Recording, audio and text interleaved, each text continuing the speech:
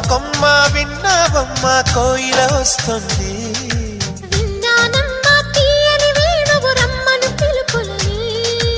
నాటు దుత్తి దుక్కుతాను దుత్తి తాకు తాకుతాను నాటు దుత్తి దుక్కుతాను దుత్తి తాకు తాకుతాను.